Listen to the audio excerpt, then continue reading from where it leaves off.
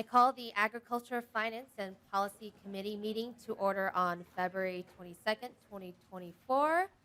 I also want to introduce our new page for this committee, Lydia Christensen, if you can stand up and wave. Welcome to the committee. Pleasure to have you here.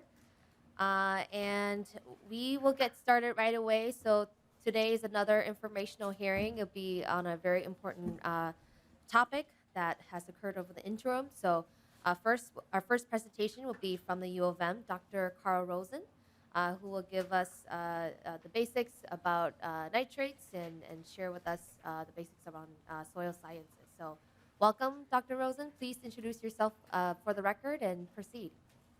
Thank you, Chair Vang and Chair Hansen. Thank you for the invitation to be here. My name's Carl Rosen. I'm an extension soil scientist at the University of Minnesota. I've been there about 38 years, and I teach soil fertility. I've been teaching that for about 13 years. And we spend the whole semester on soil fertility. We spend about 3 hours on nitrogen. So in the next 20 minutes, I just hope to cover some basic concepts. I'm not going to be presenting a lot of data, just where nitrogen comes from, how it moves in the soil, and we'll kind of go from there. So what I'm going to talk about, very basic, we're going to talk about what soil is, look at soil composition. I know that there's a lot of issues in southeast Minnesota, so I'm going to try to relate it to southeast Minnesota as well, some of the soil characteristics there. And then just basic soil fertility information, particularly with the three major nutrients that are applied to soil. And then I'll get into a little bit of the environmental implications as well. So what is soil? Soil is basically solids, liquids, and gases, okay? It's about 50% solid. It consists of different particle sizes. So sand, silt, and clay refers to basically different particle sizes. So sand obviously is the largest, clay is the smallest. And then you also have organic matter, which is a much smaller component, but very important for the soil, for how it functions. And then you have the water component, about 25% by volume. This is kind of an ideal soil I'm talking about. But within that water, it's not pure water. It contains the nutrients that plants need. And so that's where when soil processes occur, those nutrients become available, and then plants can take them up. And then air.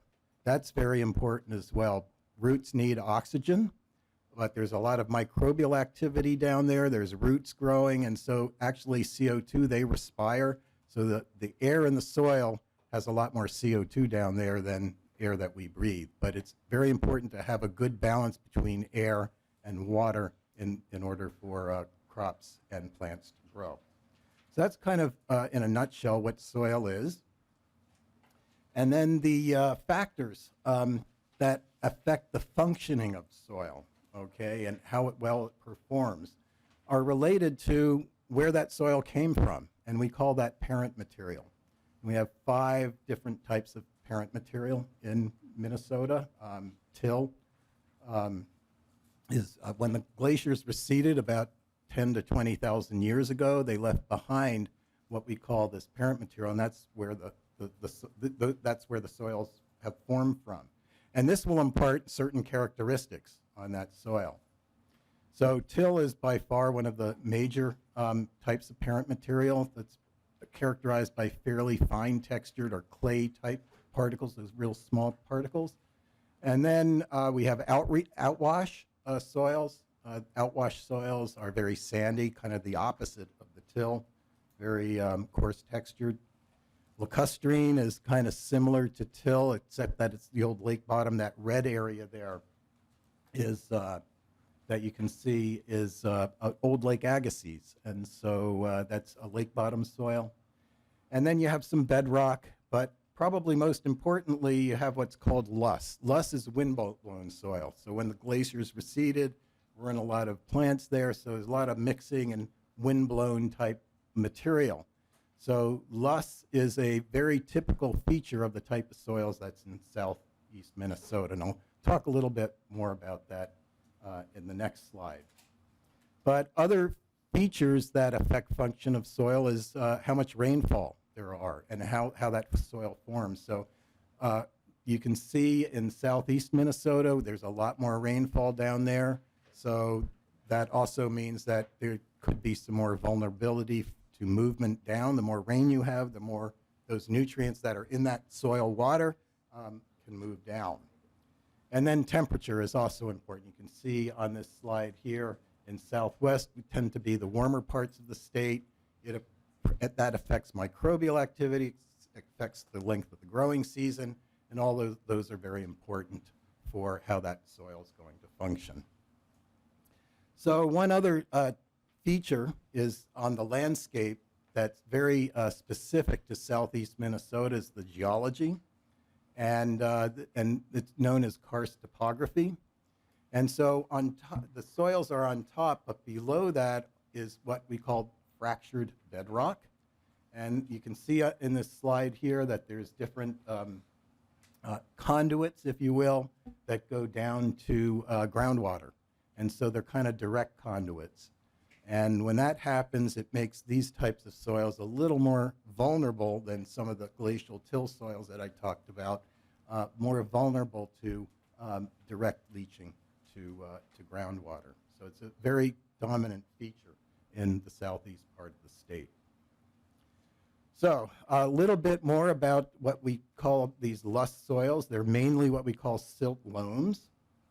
And what you have here is what we call a textural triangle. And there's just three axes. It looks a little complicated, but it's actually very simple. You have an axis of silt, an axis of sand, and an axis of clay. And this is a way that we can characterize different soils. So in the southeast, we're mostly silt loams. So you're basically about 60 to 80% silt in there, and about less than 50% sand and less than 40% clay. So that's kind of a typical silt loam type soil. So that's characteristic of that part of the state. And you can see other areas of the state would have, there's about 500 different types of soils or more in the state of Minnesota, and they're characterized by this soil textural triangle that I just talked about. But in the southeast, mostly silt loams. And some of the characteristics of a silt loam, the water permeates easily, but at the same time, it's going to hold on to the water. It retains the water.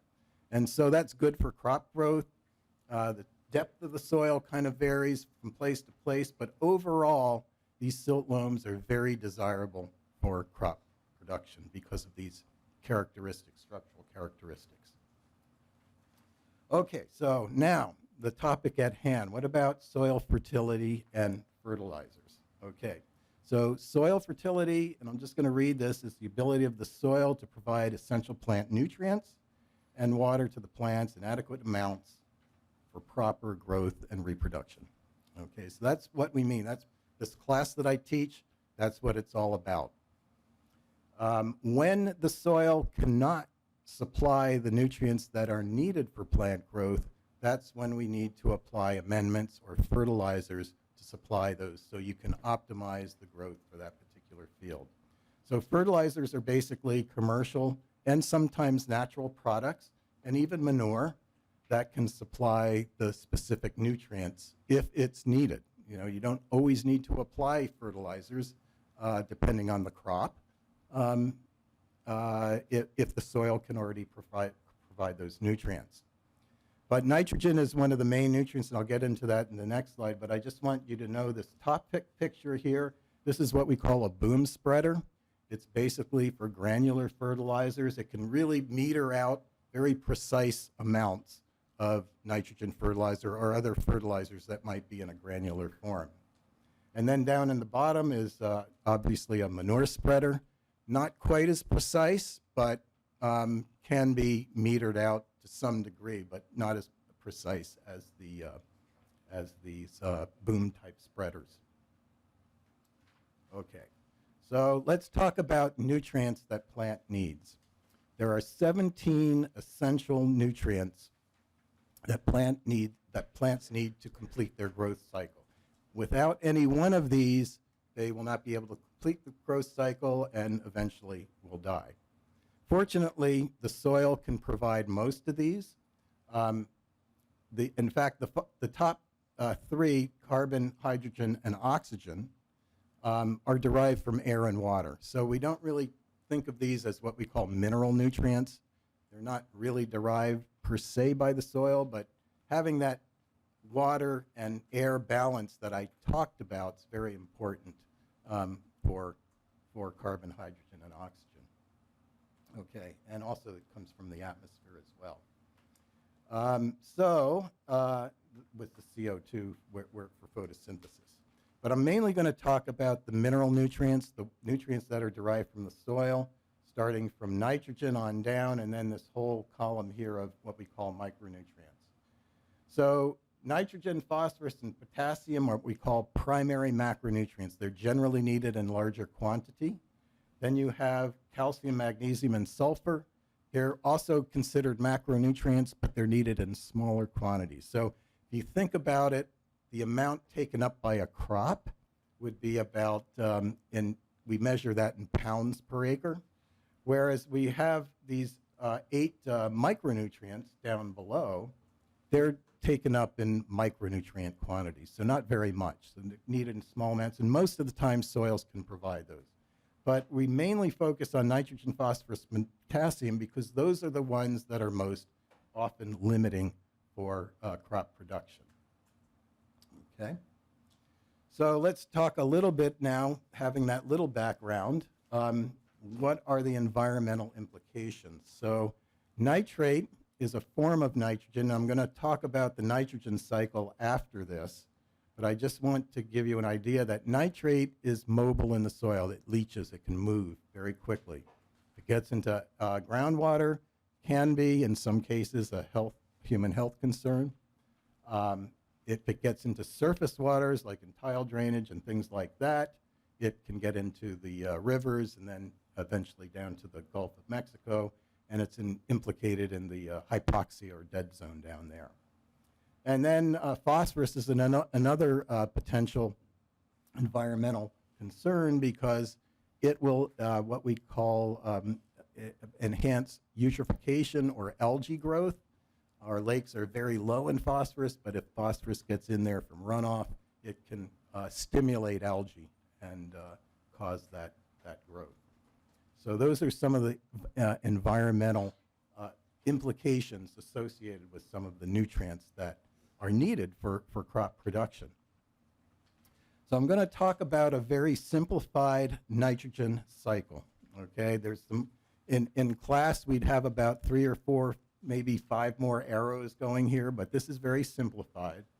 So plants take up either the very simplest form, ammonium, which is this NH4 here. That's a positively charged ion, and nitrate. Nitrate is negatively charged.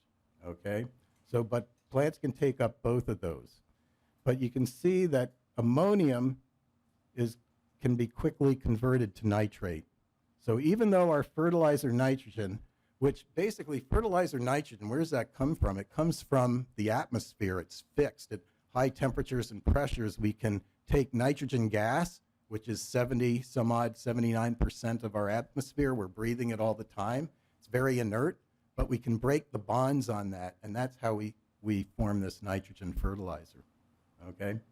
And so we apply the nitrogen fertilizer. It's usually in the ammonium form, but it can also be in the nitrate form as well, but mostly in the ammonium form or urea, which quickly converts to ammonium. But once it's in that soil, the microbes utilize that ammonium as an energy source, and they form nitrate. And so by far, nitrate is the dominant form of nitrogen that plants will take up. Now you see there's another form of nitrogen, organic nitrogen. This is very important as well. That's a reservoir, not only of carbon, but also of nitrogen. You'll maybe have hundreds or maybe thousands of pounds of nitrogen that's in the organic form. but it's not mobile. It stays there. And over time, it can be slowly released, but during a growing season may not be enough to provide plants for growth. So manure, other types of waste, biosolids, residue from plants, all of these will contribute to organic N, as well as, and it's not on this slide, but legumes. Legumes can actually, like soybeans, alfalfa, those plants can actually fix nitrogen from the atmosphere, similar to the way that we can manufacture nitrogen under high temperatures and pressures. These legumes can actually do that with a bacteria association with rhizobium. So then you'll get nitrogen that way with legumes.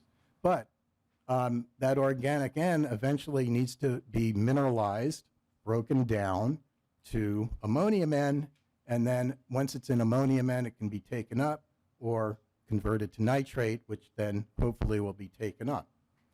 So nitrate has a number of fates. As I mentioned, one is having it taken up, but because it's a negatively charged particle, it is actually repelled by clays, by any kind of clay that's in there.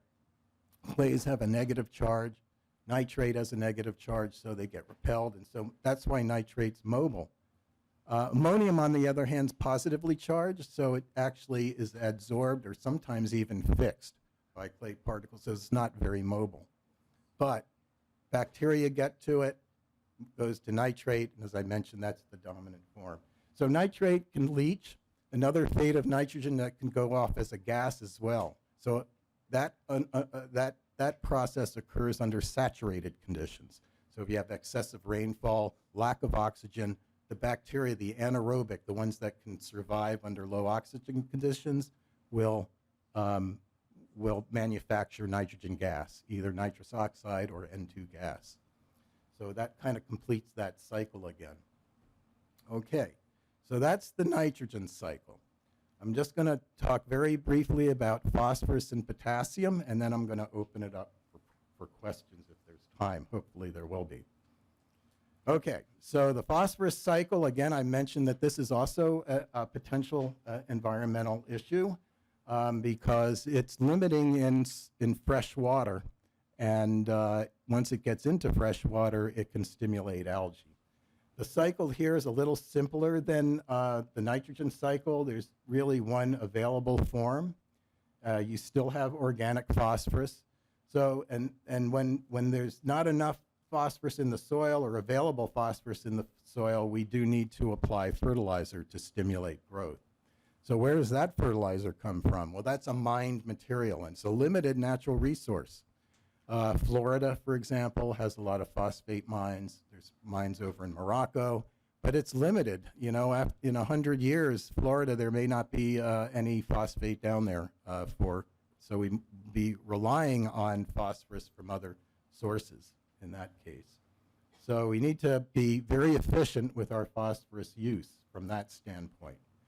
So unlike nitrogen, phosphorus is not very mobile in the soil. It's fixed by clay particles, adsorption, you get precipitation reactions going on. So we don't have to worry too much about leaching of phosphorus unless it gets really, really high, which is unusual. So in most situations, phosphorus, the main environmental issue is if it's running off. So if you're on a slope and you don't have the land covered, the soil will move, and if that gets into the surface waters, that will contribute phosphorus to those surface waters. So that's the kind of the phosphorus cycle. Again, you have manure, waste, different types of waste, and residue that will also supply it. You also have these organic forms that will mineralize like nitrogen and supply some phosphorus as well. But again, it's very, very small amounts in solution because of this fixation process that I just talked about. The last major nutrient is potassium. This is not so much an environmental issue. We don't really worry too much about potassium. It doesn't leach very much. Again, similar to phosphorus, it's kind of fixed by the clay particles. It is taken up by, in the very simple form as a potassium ion. There's different minerals in the soil that supply phosphorus, like potassium, like phosphorus. And a lot of that phosphorus is kind of held by the clay particles or fixed, so it doesn't move readily like nitrate will. Fertilizer potassium, that is also a mined material. There's a little bit more of that available than phosphorus, so there is still some concern about potassium running out, but you're probably talking 500,000 of years before that's going to be an issue. So again, we want to be, because particularly for phosphorus and potassium, we want to be efficient in use. We don't want to be excessively applying these sources. So that is the last slide. I don't know if there's time left, but I'd be happy to open this up for any questions that you might have. Questions from the committee. Representative Hansen. Thank you, Madam Chair, and good to see you, Dr. Rosen. It's good to have soil science at the Capitol. I agree. So a couple questions, and I had to step out, so maybe you touched on this, but how do we get the nitrogen fertilizer, the Haber-Bosch? Yes, model? okay, so I did mention, Chair Hansen, Madam Chair, yes, I did mention that the fertilizer is fixed under high temperatures and pressures. I didn't mention Haber-Bosch, but that's the process that was developed at the turn of the last century, one of the most important discoveries that was made in that century, because we were running out of, there wasn't enough nitrogen for crop production. If you follow the nitrogen fertilizer manufacturing, you'll also see an increase in population. So it's kind of one of these correlations that's real. Representative Hansen. Thank you, Madam Chair. And so the energy that's provided for that is petrochemical energy. Correct? Yes, Dr. Rosen. Chair Bang and Chair Hansen. Yes, that is correct. It's high temperatures and pressures. It's methane gas that's used to produce it, although there are some more green energy that's being looked at now, wind turbines and things like that. It's kind of a new area for manufacturing fertilizers. Representative Hansen. Thank you, Madam Chair. And so just in general, phosphorus moves with the soil because it adheres to the particle. Nitrate moves with the water because it's highly water soluble. And what's that soil temperature like if we're doing fall application of nitrogen? Yeah. What happens in the fall, and when is the nitrogen supposed to be applied? Dr. Rosen. Madam Chair, Representative Hansen, Chair Hansen, yes, very good points. I alluded to that. The microbial process that converts ammonium to nitrate. Ammonium is not the mobile form.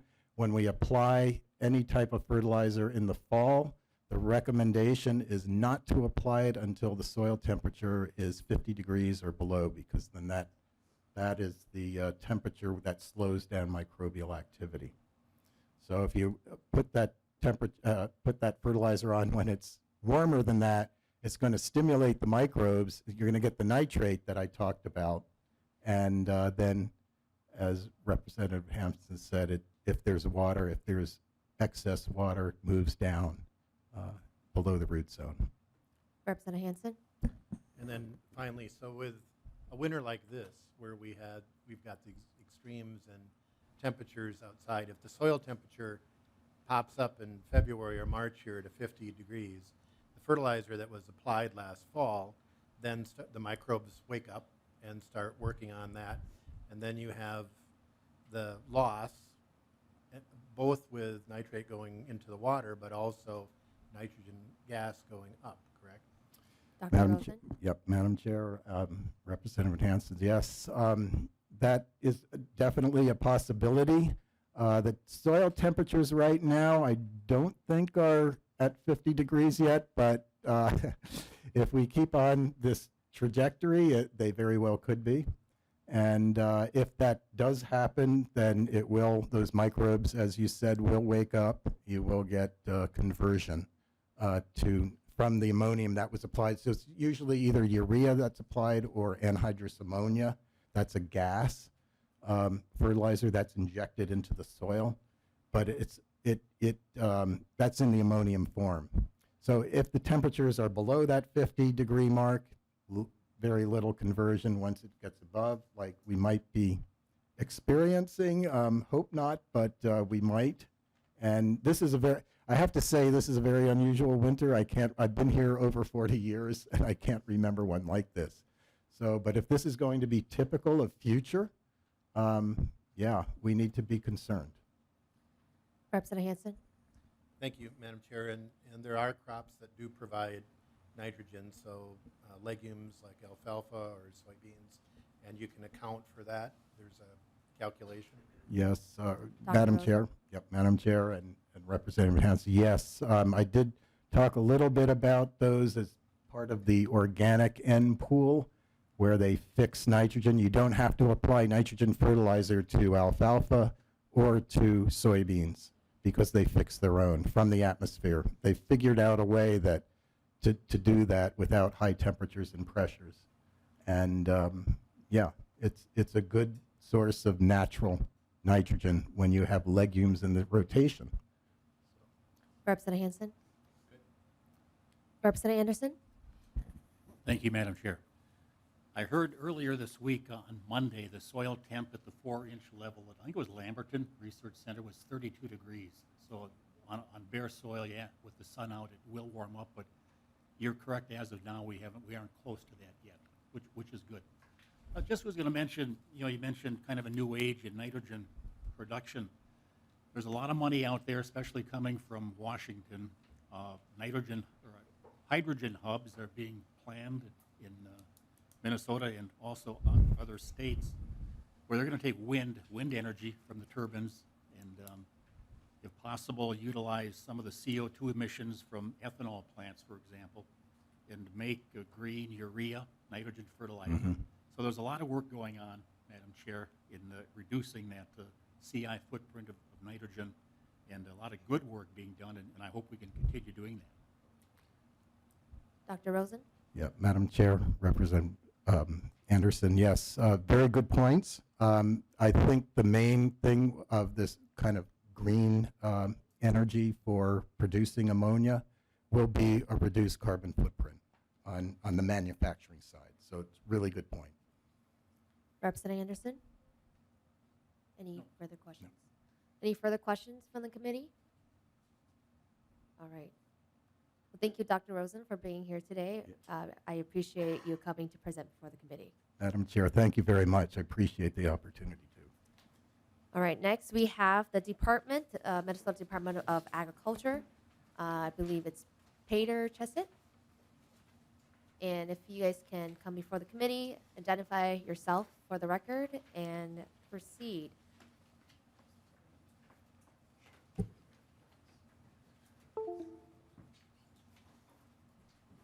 And while we wait, we have a motion. Since there's a quorum present, Vice Chair Purcell, may I have a motion to approve the minutes? So moved. All right, Representative Purcell moves to approval of the minutes for February 20, 2024. Any discussion? Seeing none, all those in favor say aye. Aye. Those opposed say no. The motion prevails and the minutes for February 2024 are approved. And we have the department. Proceed. Excuse me. Thank you, Madam Chair, and good afternoon, members. For the record, my name is Peter Chesset. I'm an assistant commissioner at the Minnesota Department of Agriculture. I bring greetings from Commissioner Peterson, who would really wish he was able to be here today for this important conversation. However, he's on a USDA trade mission to Cuba at the time. Madam Chair, we understand this is a very important conversation, and we're going to dive right in, but I wanted to take a moment to just direct members' attention to our fact sheet that should be in your packets entitled Nitrate Reduction in Southeast Minnesota. The MDA has done and will continue to do a lot of work on this issue in that area. We don't have time today, Madam Chair, to review all of the programs and activities that we're engaged in Southeast. But of course, if any member wants further information about some of these programs, just let us know. And with that, Madam Chair, I'm going to turn it over to my colleague, Margaret Wagner, for our presentation. All right, please introduce yourself for the record and proceed. Yes, good afternoon. My name is Margaret Wagner, and I am manager of the fertilizer non-point section at the Minnesota Department of Agriculture. I work with staff across the state and manage many of our programs related to nitrogen. Also, as part of my responsibility in this role, I've been involved in the state's response to the US EPA petition. So thank you for the opportunity to talk today about our work and share some outcomes. State agencies effectively work together across our water programs. Each agency has a distinct focus and shares information with each other to support each other's programs. The Minnesota Department of Agriculture, the Minnesota Department of Health, and Minnesota Pollution Control, along with many of our local partners like soil and water conservation districts, work together and share responsibilities for monitoring water bodies across the state. Specifically, the responsibility of the MDA is for the management of pesticides and fertilizers. Our staff measure and assess concentrations in streams, lakes, groundwater, and measure losses at the edge of agricultural fields. Generally, the Minnesota Pollution Control develops water quality standards for aquatic life and recreation and consumption for surface water, while our Department of Health assesses quality of drinking water sources and develops health risk guidance to evaluate risks of contaminants on public health. We were asked to include information about MDA's statutory authority over nitrate nitrogen. This is outlined in Minnesota Statute 18C as well as 103H. The MDA is the lead agency for the regulation of fertilizer, including the storage, handling, disposal, use, and distribution. The MDA conducts activities such as permitting, inspection, enforcement, and incident response related to fertilizer. Also under 103H, the MDA is responsible for the development and evaluation of best management practices for ag chemicals and is the lead agency for monitoring agricultural chemicals in the environment. Also, the MDA has authority under the Groundwater Protection Rule, which applies to the use of commercial fertilizer and went into effect in 2019. Next, I'll share some background on the US EPA petition and outline the response from state agencies. In April of 2023, the Minnesota Center for Environmental Advocacy, along with environmental groups, filed an emergency petition with the United States EPA under the Safe Drinking Water Act to address groundwater nitrate contamination in 8 counties in the karst region of southeast Minnesota.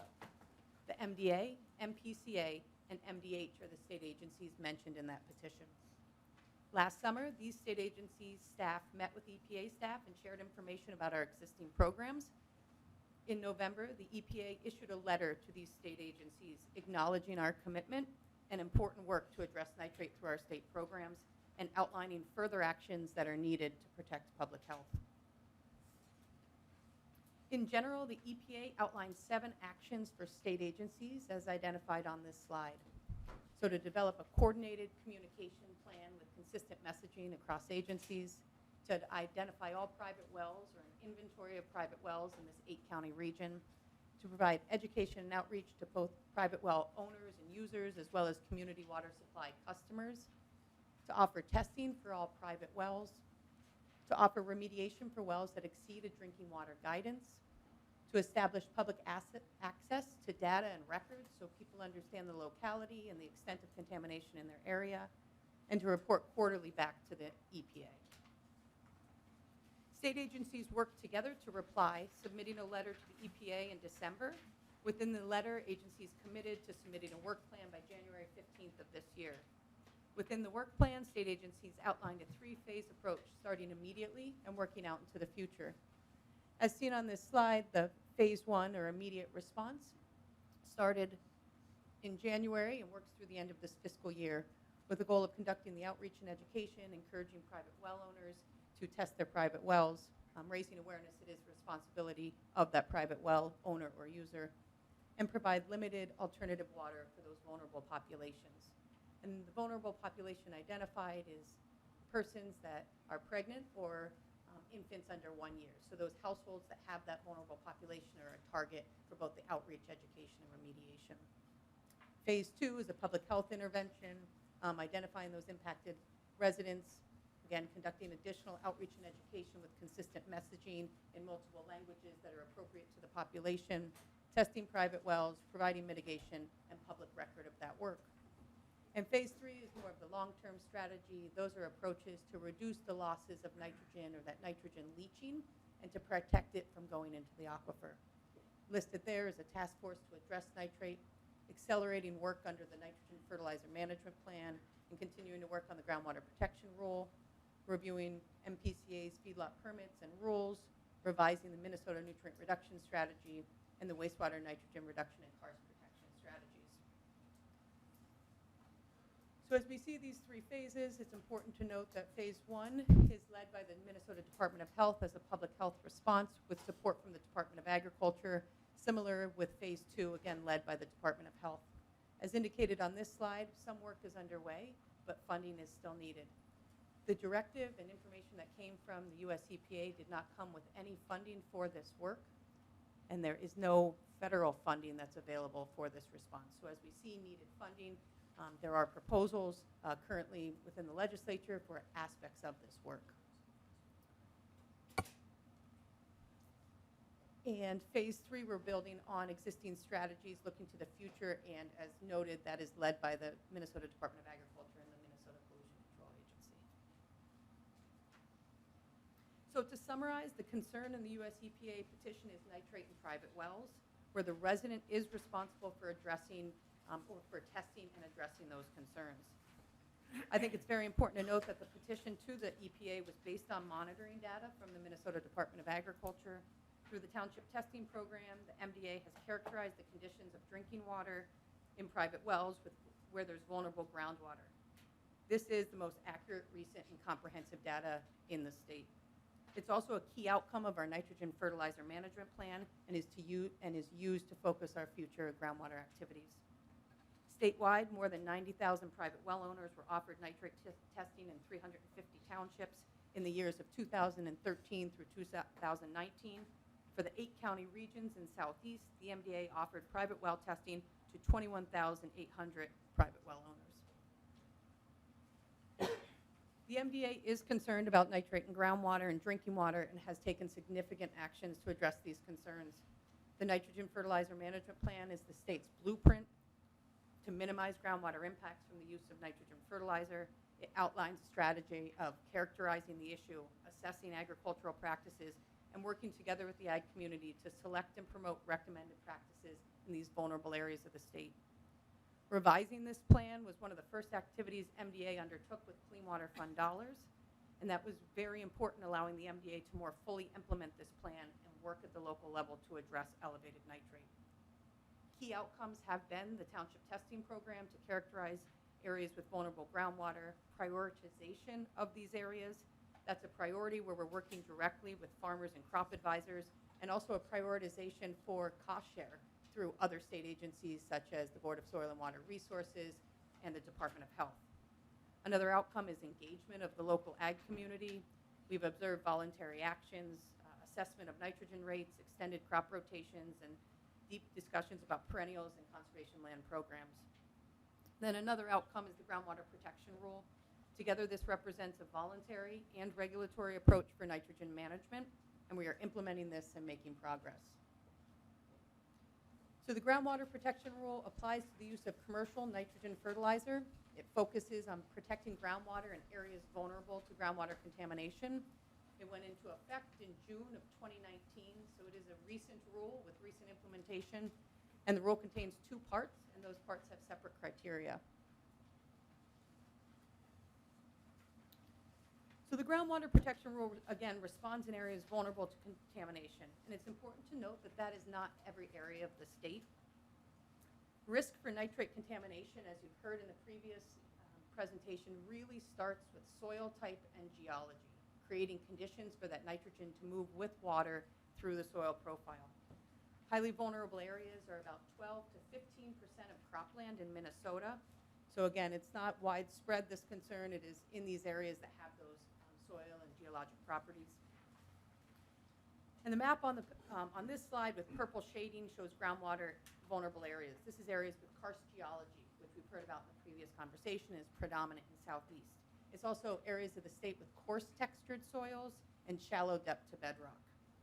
So part 1 of the groundwater protection rule restricts fall application and application of frozen soils of commercial fertilizer. Those applications are prohibited in areas that are purple on the map, and that restriction went into effect in September 1st, 2020. So again, a new implementation of that rule. And that restriction for fall and on frozen soils, that goes into effect every year on September 1st. Part 2 of the groundwater protection rule responds to drinking water supply management areas where that community water supply has elevated nitrate. So that elevated nitrate in the raw water. Each year, the MDA publishes a map of community water supplies that meet the criteria in the rule. There are currently 10 level 1 communities where that nitrate level is 5.4 milligrams per liter of nitrate, but less than 8 milligrams per liter. And those are the yellow dots, which are hard to see, but hopefully you can see them in your packet. And there are 22 level 2 communities where nitrate is greater than 8 milligrams per liter or projected to exceed 10 milligrams per liter in the next 10 years. The MDA has established a local advisory team made up of farmers and crop retailers in 18 of these 22 level 2 communities. These are active teams with active participation by the local ag community. Each team meets to discuss local water quality data, review a survey of current practices, reviews computer modeling output with scenarios for nitrate leaching reductions, and to consult with the department on a list of best management practices that must be adopted on cropland. If practices are not adopted on 80% of the cropland within that drinking water supply management area, or water quality gets worse in that area, then we can move to regulation under the groundwater protection rule. So looking at this within Southeast Minnesota, part 1 of our groundwater protection rule restricts fall application of commercial fertilizer on 1.1 million acres. So that's about 71% of the cropland now has restrictions on fall application of commercial fertilizer. Part 2 applies to 3 level 1 and 3 level 2 communities with elevated nitrate in those community water supplies. The department has convened local advisory teams in those level 2 communities. We've met with farmers and crop advisors and have begun to talk about and discuss those best management practices appropriate for the area. We really have an emphasis on nitrogen management and an emphasis on increasing vegetative cover, including crops like alfalfa, and having conversations about total nitrogen management within these areas. Again, there's been positive voluntary action. Some of the first commercial acres of Kernza, or intermediate wheatgrass, a new perennial developed by the Forever Green initiative at the University of Minnesota. Those first commercial acres have been in southeast Minnesota, as well as initiatives to prioritize planting of Kernza with areas that can benefit groundwater. We have cover crop adoption as well as demonstration sites and working with our SWCD partners to promote cover crops. We've evaluated BMPs for water quality. We've seen the adoption of conservation practices through partnerships like the Root River Field to Stream. And lastly, the MDA has contributed to the foundational science and understanding of how groundwater and contaminants like nitrate move in Southeast and the timeline for monitoring changes. Through our extensive monitoring programs and work with partners like the U.S. Geologic Survey, we've invested in well monitoring as well as age dating the water within these wells. And we've pulled all this information together in animated videos and infographics that described groundwater in this area. And these are available both to the public as well as the scientific community. Madam Chair, at this time, I'd like to swap out colleagues and have Mr. Brad Redlin come up to talk about our Ag Water Quality Certification Program, which we consider a critical tool when addressing the nitrate issue in southeast Minnesota. All right. Mr. Brand, excuse me. Mr. Brand, please introduce yourself before the committee and proceed. Thank you, Madam Chair. My name is Brad Joydal Redlin, I'm the section manager at the Minnesota Department of Agriculture for the Minnesota Agricultural Water Quality Certification Program and the Soil Health Financial Assistance Program. So I hope some of you are at least familiar with our Agricultural Water Quality Certification Program, but I certainly enjoy the opportunity to discuss it further today, if very briefly.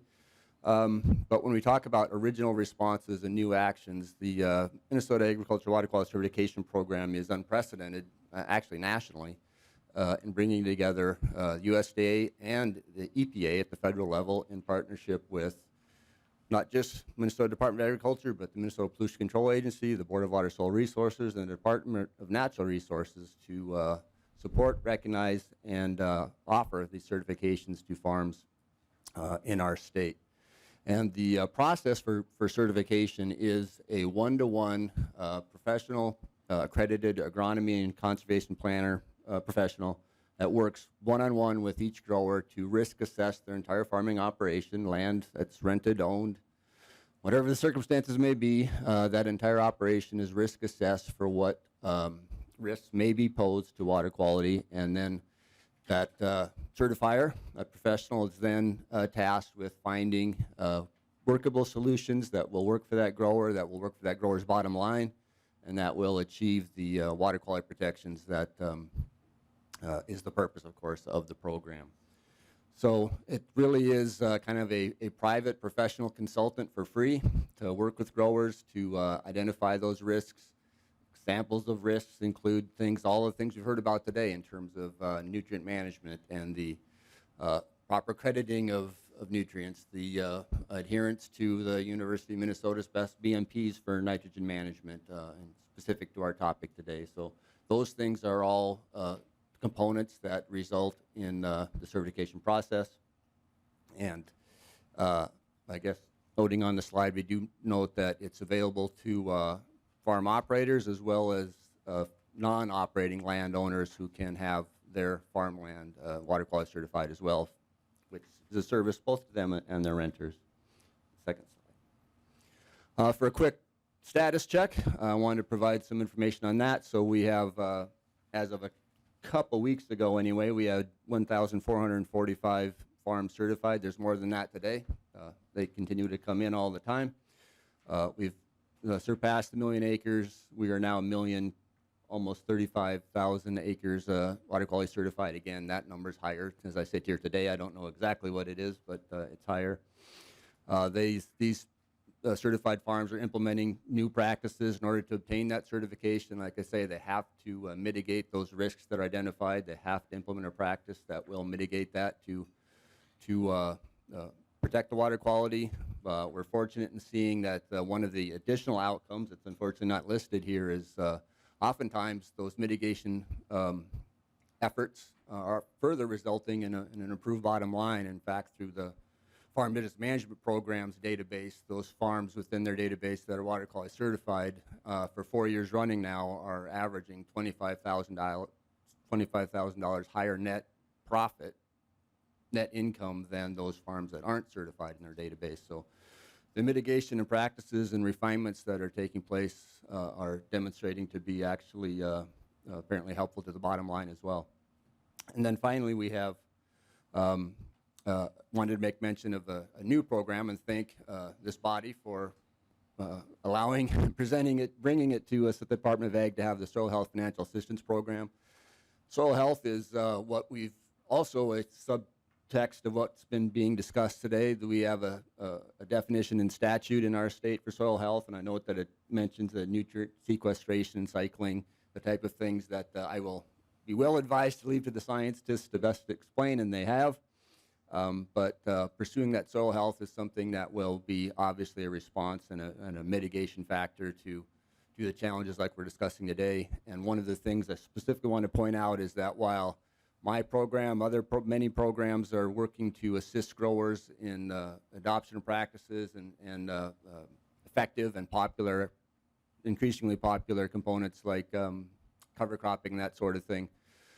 Cover crop seed is one thing. Be able to plant it and to manage cover crops or strip till or other things requires specific equipment, and that remains a particular obstacle for growers in adopting these practices because the equipment is a lot more expensive than the seed, and it also is just an opportunity to provide growers who can be creative on their own farms and retrofit existing machinery to enable them to do more soil health practices, to plant those cover crops, maybe do some strip tillage, that sort of thing. So we're proud that this appropriation that we've received allows for that. I can say it's been incredibly popular. We had $2.3 million available on our FY24 grant sign up. We received $8.4 million in requests and applications, but we were able to fund 81 of those 284 applications before we ran out of funding. But we look forward to reopening that grant in FY25. And then, Madam Chair, our last slide is about the Ag BMP loan program, which hopefully the committee is fairly familiar with. But certainly part of the challenge in the Southeast is a financial challenge. We know that the average cost of replacing a well in the 8-county region that we're talking about is anywhere between $24,000 and $35,000. So just to note that through our Ag BMP loan program at the department, in Southeast Minnesota, we have already done 284 loans totaling nearly $12 million since 2019. And we are looking at ways that program can assist in this particular situation moving forward as well. And with that, Madam Chair, we are more than happy to answer questions. And depending on the nature of the question, I might have either Margaret or Brad up here with me. So thank you. Okay. Questions from the committee? Representative Purcell.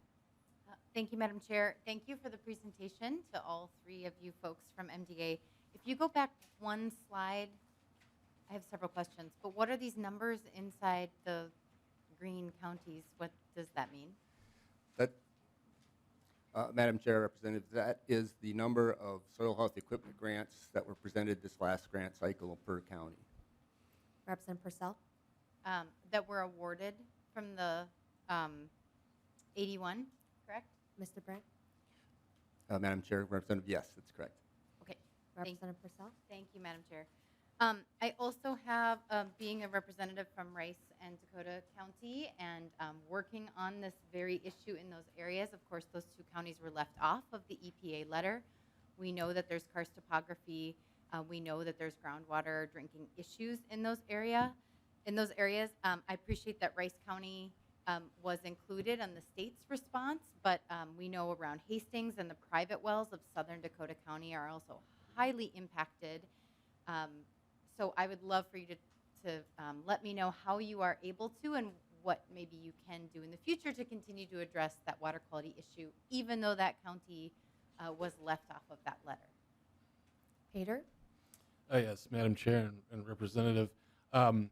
It's a very, very good point, and I just want to state unequivocally, while the petition calls out those 8 counties, we at MDA care about all 87 counties. So we will certainly look at ways, like I mentioned, the Ag BMP logo.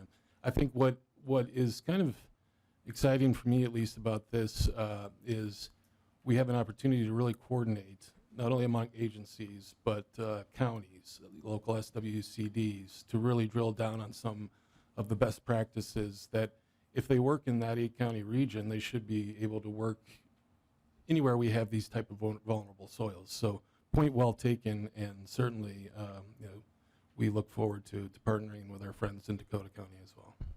Representative Purcell. Thank you, Madam Chair, and I'll just shout out 2 of the SWCDs in the Southeast who are doing incredible work. One of them is Dakota SWCD. They are a great resource. They've innovated with funding cover crops that can be cash cover crops that a lot of other programs aren't doing.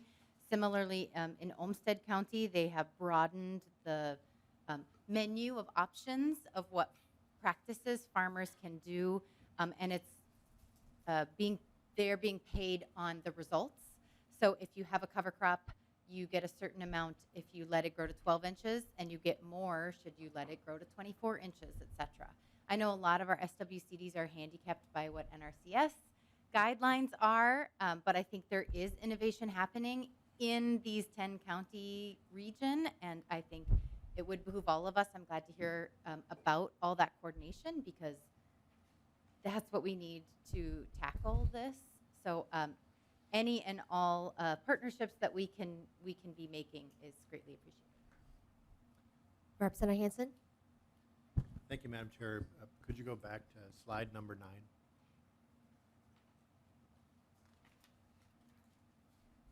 So the green manual there,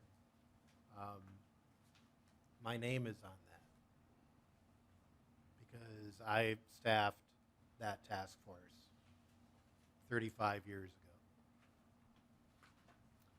35 years ago. And so our measurement for 35 years has been inputs. How much money are we spending? How many participants do we have? And how many acres are being engaged? But meanwhile, the outcome has been more fertilizer use and more nitrates in our water. Now, the other input has been hundreds of millions of dollars of public investment. And the outcome has been more fertilizer use, more nitrates in our water. And I appreciate what Representative Purcell has done and has mentioned. In Olmsted County, I see now the county is going to spend $5 million of property tax money in addition to the hundreds of millions of dollars that we have spent. 35 years ago, we had the Groundwater Protection Act. In the early 2000s, we did the commercial manure applicator licensing program to try to get a better handle with training. I worked on that too. That was in 2000, so that's almost 25 years ago. 10 years ago, we did the Ag Water Quality Certification Program. So I'm assuming there are some farms that have gone through the 10 years now or are just about to be done with that certification. 5 years ago, we did the rule, which was fought extremely hard by the ag industry. And meanwhile, we keep spending more and more money.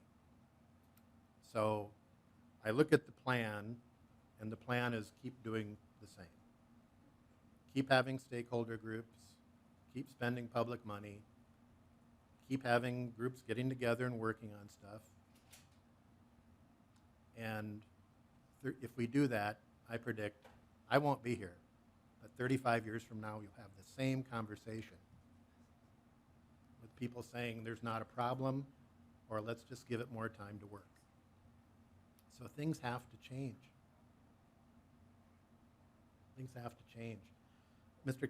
Kessis, how many people are working at the Department of Ag on nitrogen fertilizer and nitrates?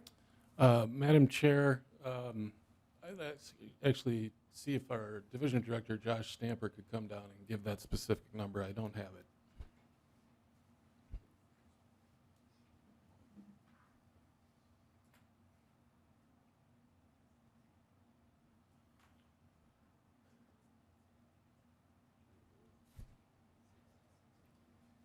Please identify yourself before the committee and proceed. Madam Chair, Joshua Stamper, I'm the Division Director for Pesticide and Fertilizer Management. We have 6 staff that are primarily focused on nitrate and groundwater work, and then additional Clean Water Fund staff that are located around the state that respond to this. And most of this work has been funded through Clean Water Fund. It really did not move before we were able to get that influx of dollars. Representative Hansen? Thank you, Madam Chair. And how many Clean Water funded staff, even if they're partially, are there throughout the state?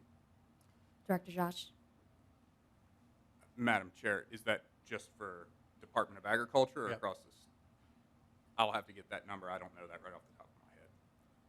Representative Hansen? Thank you, Madam Chair. And then how many are embedded into the SWCDs or counties that are receiving the money?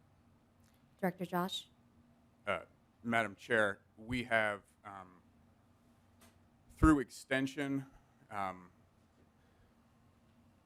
believe it's 3 extension educators that are primarily focused on addressing nitrate and groundwater and soil fertility support roles. And then we also fund the University of Minnesota Irrigation Extension Specialist who works throughout the state, both from Dakota County all the way up through the central sands. Representative Hansen. Thank you, Madam Chair. And so if the legacy amendment was not renewed, that funding would not be available. Is that correct? There Director is, Josh. thank you, Madam Chair. There is not another source of revenue to fund that work.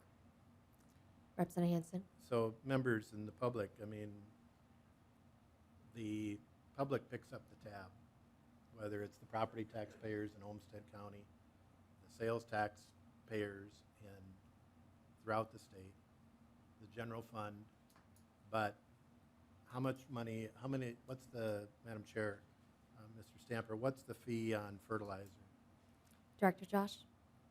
Madam Chair, Representative Hansen, the current fee on fertilizer for the inspection fee is 44 cents per ton, and then there's also the AFRIC fee for fertilizer, and I believe that is 40 cents a ton, and then there is also the ACRA cleanup fee that's associated with fertilizer. And I don't know that exactly right off the top of my head, but it ends up being about $1.20 per ton for all of the different fees together. Representative Hansen.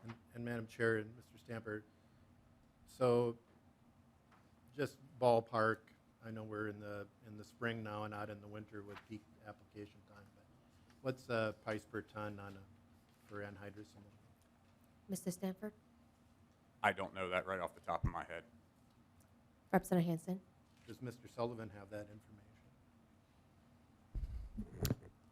Madam Chair and Representative Hansen, no, I'd have to look that up as well. Representative Hansen. That's all I have. Representative Ream. Thank you, Madam Chair. So I'm looking at page 11. It's kind of piggybacking on Representative Purcell's question. So, and I don't have a color map in front of me, but I think you talked about yellow dots versus other dots. So I'm looking at all the cities outside of southeast Minnesota where it looks like there's elevated nitrate levels in the well water, if I'm reading that right. Southwest Minnesota has quite a few. We have some up in northern Minnesota. Can you explain what the attention seems to be on southeast Minnesota? I'd like to know more about what we're doing outside of that area as well. And maybe help me understand the map a little bit better. Because like I said, I don't have the different colors, yellow versus the other ones. Please identify yourself for the record and proceed. Yeah, my name is Margaret Madam Chair, Representative. My name is Margaret Wagner, and I manage the fertilizer non-point source section at the Minnesota Department of Agriculture. Thank you for that question, and I can help clarify that. So in general, there are areas of the state with vulnerability to groundwater contamination, and so as I had mentioned, in Southeast, it's primarily driven by that karst topography or karst geology in that area, allowing an interface between what happens at the surface with the groundwater. In other areas of the state, we have coarse textured soils, which are more like sand, where something can move through or percolate or leach through that profile. So some of the concerns where you see in the central area of that map, that's called the central sands region, and because of that coarse textured or sandy soil, there are concerns or areas where there's elevated nitrate. In southwest Minnesota, there's often shallow depth to bedrock, so there's just not a lot of vertical distance for something to move from that surface into a groundwater aquifer. So we see some vulnerability in southwest because of that. So the groundwater protection rule does respond statewide in any areas where there's elevated levels of nitrate within a drinking water supply management area for that community water supply. So again, this represents those community water supply where the raw water had elevated nitrate. And it matches up pretty well with what we would think are those vulnerable areas based on those characteristics that I described. Representative Ream. Representative Jacob. Well, thank you, Chair Vang. Thank you for your presentation here today, too.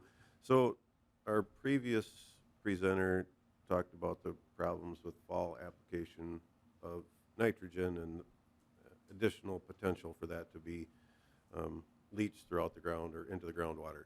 So the groundwater protection rule that went into effect in 2019 right? So these areas in southeast Minnesota, they're already not applying fall nitrogen, correct? Margaret?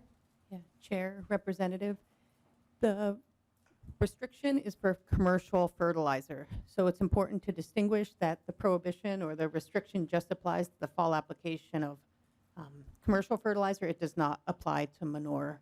So as we talk about total nitrogen management, it just applies to that commercial source of nitrogen. Okay, thank you. So, Representative Jacob? yeah. So anhydrous ammonia, you couldn't apply that to fall. correct? Chair, Representative, that's correct. You cannot apply fall anhydrous in these restricted areas. Okay. Representative Jacob? Is 5 years enough time? I mean, when we look at the problems with nitrogen making it to the groundwater level, from what I can tell on the many different water resource boards that I've sat on, it's a many decades issue. Is 5 years certainly can't be enough time for that to have solved the problem yet, is it? Margaret? Chair, Representative, as we look at different areas of the state, that response time for evaluation will be different based on those characteristics. But you are correct. In southeast Minnesota, 5 years is not an appropriate time to be monitoring these changes in the aquifers, and that's mainly driven because there is a mixing in this area of both old and new groundwater, and that's some of the information that we've helped clarify and work with the USGS on, is to understand the age of the groundwater, the proportion of those different ages within these aquifers, and better assess when we might see a change based on water quality monitoring. Representative Jacob? Yeah, it's my understanding, and sitting on these different boards, some water might take as short as days to get to the groundwater. Some might be years, some might be decades, and we even have evidence that some of this water is many thousands of years before it reaches the drinking water, the level of the wells that are pulling out these drinking water levels. You also discussed about alfalfa being a crop that can fix nitrogen, take nitrogen, and does not require nitrogen, does not require anhydrous ammonia or additional inputs.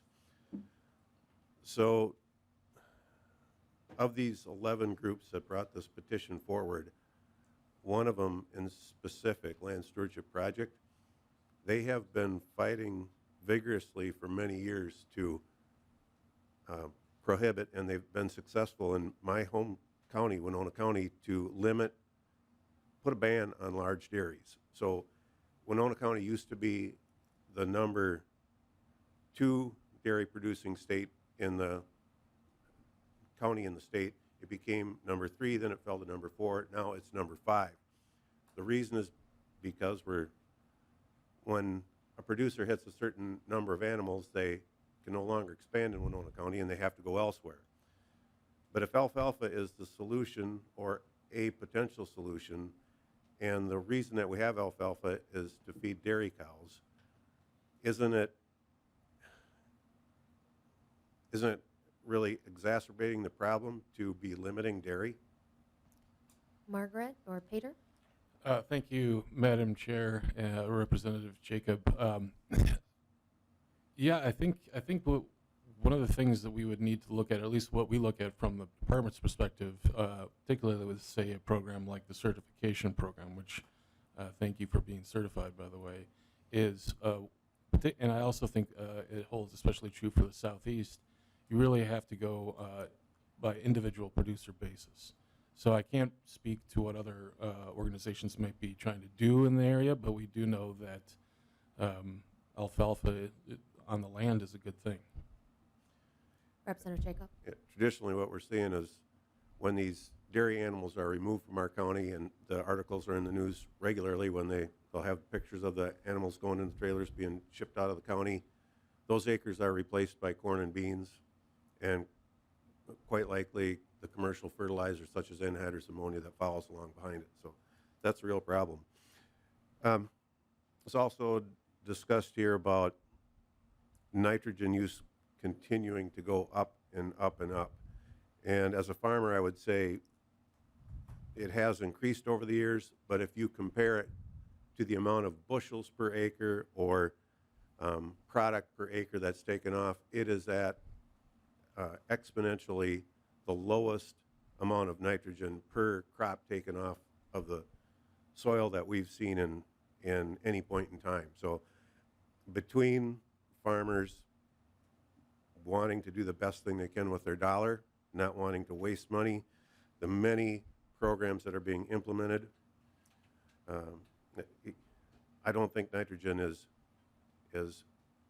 the statement, blanket statement that we're using the most nitrogen ever. We are, but we're certainly utilizing it. We're tying it up with cover crops, finding ways to make sure the nitrogen that's applied is being used. And also, I looked at a study, and can you tell me, was the biggest problem with high nitrates, and according to the study that I read in the 1940s and 1950s, the amount of, and I can't really say the name of the disease, blue baby syndrome, there were many hundreds of cases in the 1940s and 1950s, and the wells at that time, the numbers were over 400 to 500 parts per million, and now we're down to bordering on this 10 parts per million or less. Doesn't that seem like we're making some progress? I mean, we don't see the cases of blue baby, and I asked specifically, I sit on the subcommittee of Minnesota Water Policy, I asked specifically about how many cases of blue baby syndrome there have been in the last 20 years, and in southeast Minnesota they came up with 2, and of course those were not fatalities, they were cases. But wasn't the problem a bigger problem back in the 1940s and 1950s than it is now? Peter? Madam Chair, Representative Jacob, that was a little before my time, and I'll just say that I'm not a public health expert, so I don't know what the problem might have been at that time. What I do know is that the EPA and the MDA recognize that there are higher levels of nitrate in the southeast that we are trying to address. Representative Jacob? At last, I don't know if it's a question or a statement, but the issue that we looked at as well on the subcommittee of Minnesota Water Policy is the amount of substandard wells. And if a well is either not built to code, not deep enough, and it's not drawing from a safe, my personal wells are 670 feet deep. And if someone has a very shallow well, and sitting as a county commissioner, people coming to the planning commission asking for conditional use permits to live in the country, they'll get that beautiful plot of land in the country, they're 5 acres, and they're so very happy, and then immediately they turn around and they'll point to the farmer and say, I don't want to smell that feedlot operation, I don't want that spray going on that field next to me. They're non-compatible with the primary principal permitted use of that property, which is agriculture.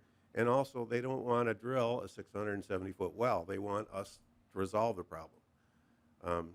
So if we were to take out the amount of wells that are built substandard, they're literally polluting the data, so to speak. If those wells were separated from the data, the farmers have to drill a deep well in order to provide. When I used to be a dairy farmer, my water had to meet the standard to sell grade A milk. So the farmers' wells are good, but many times it's the people who move into the area who then want to turn the country into something it's not. So, and I do carry, lastly, I carry a list with me after sitting on literally more than a dozen different water resource boards in the last 10 years of 30 different organizations working on more than 30 different programs in my county, in Winona County, and for people to say nothing is being done, thank you for what you're doing. I agree wholeheartedly with the Ag Water Quality Certification Program, and yeah, I am one of those farms that is up for recertification. It's been that long, 10 years. It's a good program, and my farmers in my area seem to want to do the right thing, not want to deny that there's a problem. So thank you for what you're doing. I'm going to go back a little bit to call on nonpartisan staff Kobe Sullivan to answer a previous question, I believe, by Representative Hansen. If you could remind us, the committee, what the question was asked and proceed. Madam Chair and members, Representative Hansen asked for the latest price for anhydrous ammonia. And the United States Department of Agriculture, their agricultural marketing service, they put out a biweekly production cost report. They do it for several states. Minnesota is not one of them, but our neighboring state, Iowa, has a report as of 2 days ago, February 20th, 2024. At that time, the average price was $755.60 per ton for anhydrous ammonia. Representative Hansen, any response? And Madam Chair, so 40 cents a ton out of that much, and it fluctuates dramatically. And Mr. Kethis, maybe you know, all this is deductible on income taxes on a Schedule F, right? So it's input, fertilizer is completely deductible on your income tax, correct? Peter? Madam Chair, Representative Hansen, I'll be honest, I do not know that. I'm not a tax guy. I file a W-2. All right, Representative Anderson? Thank you, Madam Chair. And yes, that cost is a farm expense deductible. It's pretty hard to follow what Representative Jacobs said. I sit by him on the House floor, and we're both farmers. And he lives in southeast Minnesota. He lives this, by the way. And we talk ad nauseum sometimes about farming during our long floor sessions. And he's a modest guy. I was going to ask him to tell us about some of his crop practices. And what he's doing there with no-till and the crops he can raise is just amazing. And just thank you for doing that and leading other people in the area to do that as well. That's what's happening with ag. Yeah, my last comment, Representative Hansen, I appreciate your long history of working with the department in this. And I was going to say, too, that things have changed in the last 25, 30 years. I think I was using a 560 without a cab years ago. And now we have precision steering and application, and fertilizer is expensive. And we don't waste it. We can't afford to. And the price of corn at my local elevator today, I think was about $3.60 a bushel. It's about half of what it was a year ago, 2 years ago. And, not to belabor the point, because yes, commodity markets go up and down, but I think we're heading into at least a couple of year period of surpluses in corn and soybeans and low commodity prices. It is a challenge, and again, like Representative Jacobs talked about, the practices farmers are utilizing today are exemplary. And I was going to ask one question of the two programs available. I think we have time. The Soil Health Assistance Program, I assume, is a grant program, correct? Peter? Madam Chair, yes, it is correct. Okay, but then on the next page, it's the Ag BMP program, which is a revolving loan program, and there is funding available there at the low interest loans for farmers to pick up some of this equipment. So again, there are programs available to help farmers get that equipment, correct? Peter? Madam Chair, Representative, yes, correct. And the Ag BMP loan program can also be used for private wells. Okay. Representative Anderson? And then one last question, Chair, to Margaret. I apologize I didn't get your last name. Just curious, and I really don't know the answer to this question. That letter that came from EPA a couple of months ago kind of made us all stand up and step back. And now you mentioned today that you have to report quarterly to EPA. Are they kind of sitting in Chicago with a big stick and say, you better do this or that, or we're going to put the hammer down? Or what is the role of EPA in all of this? Peter? Madam Chair, Representative Anderson, I would say that the EPA has, at least with our department, has been very eager to partner with us on this this issue in Southeast. When we met with them last summer, they were very interested in the programs that we already have in place. I think the EPA recognizes, as I said earlier, that there is this public health concern, and they want it addressed, both in the short term and in the long term. But I would say that, particularly with our involvement with the EPA, it has been much more of a let's partner on this approach than anything else. Representative Anderson? I have a quick question. For the soil health finance assistance, do we know how many of those applicants are actually ag water certified? Madam Chair, that is a great question. I'm not sure if we do not have that information, but we can get it for you. All right, thank you. Next we have is Representative Ream. Thank you, Madam Chair. So I was thinking about an article I'd read in the Minnesota Reformer in February about how Minnesota has the 9th highest cancer rates in the country. And whereas rates of cancer are going down throughout the nation, in Minnesota they're going up. And so they're studying at the University of Minnesota, but the article says that they don't know why, but they're thinking maybe it's because of the fact that, and actually Iowa is showing the 2nd highest rate of cancers. But they said that Minnesota, we're home to large agricultural industries, and many researchers are searching for these links with maybe, the use of farm chemicals, fertilizers, and pesticides being contributing factors. So Minnesota has the nation's highest rate of lymphoma and leukemia, both cancers of the blood, which have been linked, although not definitively, to pesticides.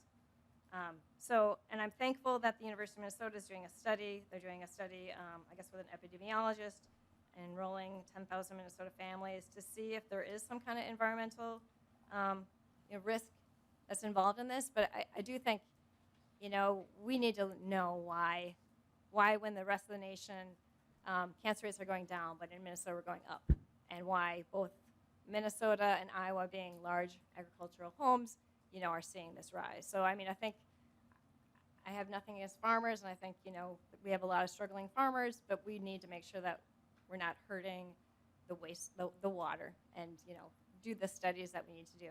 And a shout out to everyone at the University of Minnesota. Today is Alum Day. I'll point that out. But yeah, we need to continue making sure that we're doing the best we can do to make sure that our water is safe. Thank you. Representative Hansen? Thank you, Madam Chair, and I agree with Representative Anderson that agriculture has changed dramatically in those 35 years, and with the passing of the greatest generation, a lot of that land that used to be smaller farms on 160 or 320 acres got auctioned off, and that's where, Representative Jacob, that's where we get the 5 and the 10 acre building site, because as there were auctions, they got separated out. So the building site is separate, probably not owned by the farmer anymore, and then we have a consolidation of land. And you've been at auctions, I've been at auctions, and the price goes very, very high for farmland. And so I applaud the farmers who are doing that. My renter has cover crops. He injects his cow manure. It's very green out there right now, but it's the only green for miles and miles.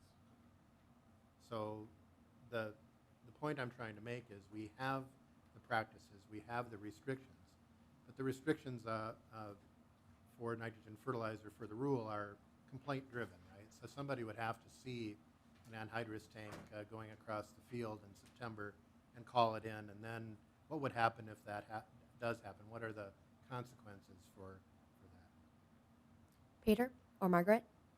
Chair, Representative, that's correct. It is a complaint-driven process similar to other, like our complaint-driven regulatory process similar to pesticides at the Department of Agriculture. So yes, they would file that, and then we go through our enforcement. So another division of at the Department of Agriculture who has done this, and that is their day-to-day job, they will actually follow up on that complaint and work through the procedure. And so it is identifying that person, communicating with them, and following the facts. So if that did occur, often it's a notice of violation, it's a cease and desist order, and it can go all the way up into a financial penalty. Representative Hansen? Thank you, Madam Chair, and maybe if you could provide the committee with just what actions have been taken in terms of enforcement. Since it is University of Minnesota Day, I want to shout out someone who's did work almost 40 years ago, and that is Calvin Alexander, who mapped sinkholes throughout southeastern Minnesota and did dye testing, where they would put dye in and it would show up in a spring very, very quickly. So the response of the water depends on the depth of the well, and there are people on shallow wells, and many of those are people who cannot be here or will not be here because they don't have electricity, and they're on shallow wells that are pumped, and they have lots of kids, and there's a lot of them in the southeast. Representative Purcell? Thank you, Madam Chair. I'm not sure if this question is for Mr. Chesith or Ms. Wagner, but you mentioned about the response from EPA was an 80% adoption rate or a reduction. That is pretty dramatic. So I'm wondering what time frame that is over, what the plan to get there is, and if we don't, and it seems unlikely at this point, having 35 years and maybe having a 3% adoption rate of cover crops and those practices we know help water quality, what is the next step? Then what? Margaret? Yeah, Chair, Representative. So to clarify, the 80% adoption is related to the groundwater protection rule and is independent of the EPA petition. So as written under the groundwater protection rule within these areas of drinking water supply management areas where there's elevated nitrate, there, on that cropland within that area, the best management practices that are published by the Department of Agriculture have to be adopted on 80% of that cropland acre. So we will go out and do a formal evaluation to determine if those BMPs have been adopted. And if they are not adopted, then that is one of the ways that we could move to a regulatory level or level 3 under the groundwater protection rule. So every community starts in a voluntary level, works through a process. The requirement to adopt those best management practices is there. We'll do an assessment and then make a determination. Or if the water quality gets statistically worse within that community water supply, that is another path that could move us to a regulatory level under the rule. Representative Purcell? So for clarification, that only applies to DWISMAs, so that's community drinking, so this does not apply to private wells. And how many communities are at each of these different levels per the groundwater rule? Margaret? Yeah, Chair, Representative, that's correct. The groundwater protection rule applies to drinking water supply management areas in level 2. The fall fertilizer restriction applies to all areas of the state with vulnerable groundwater.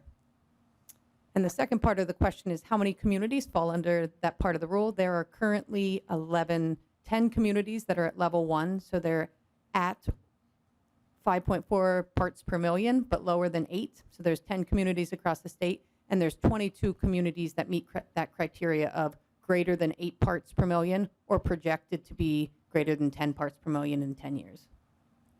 Representative Purcell? Thank you. I'm sorry, another clarifying question. So when those communities that right now, those 22 communities are at that level 2, what is being done as far as the water monitoring, as for the checking on those agricultural practices inside the DWISMAs? Margaret? Yeah. Chair, Representative.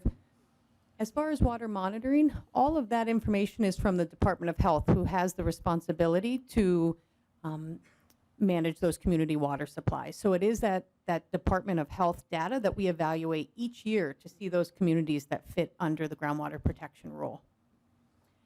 So that is continuous monitoring that's required under the Safe Drinking Water Act and is determined by MDH.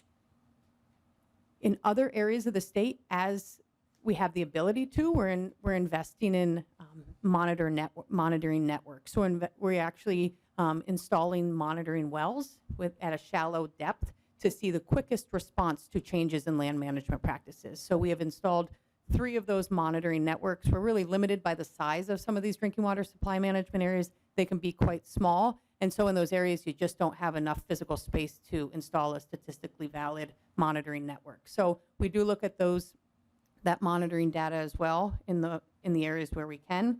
And then as far as the evaluation of practices, we work through a process with local advisory teams, really working at that local level to develop the list. We have those lists published for 3 communities under the rule. And at the time when that list is published, that starts the clock.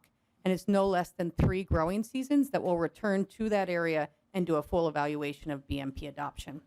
During that 3 years, we really focus on outreach, education. We work with our local advisory team to really share that information, think about adoption, and try to accelerate that in the area. And then we make sure that everyone is understanding the evaluation process that'll happen and how that'll occur within these drinking water supply management areas. We do have about a minute left, so I'm going to give that time to Representative Jacob. Well, thank you, Chair Vang. I just wanted to just quickly respond to the idea that farmers are somehow out there intentionally applying nitrogen against the nitrogen rule. It's, first of all, it's just disparaging to kind of make that accusation.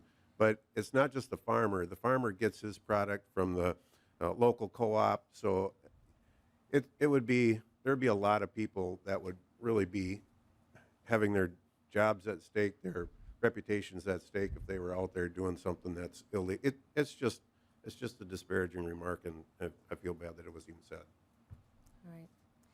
Well, thank you, Peter and Margaret, for your team for presenting before the committee today. We really appreciate your presentation. Members, this is our first day of hearing talking about the topic of nitrates. And so we'll have another hearing to take a deeper dive. And so thank you to all the presentations to helping us lay the groundwork on having a really good conversation.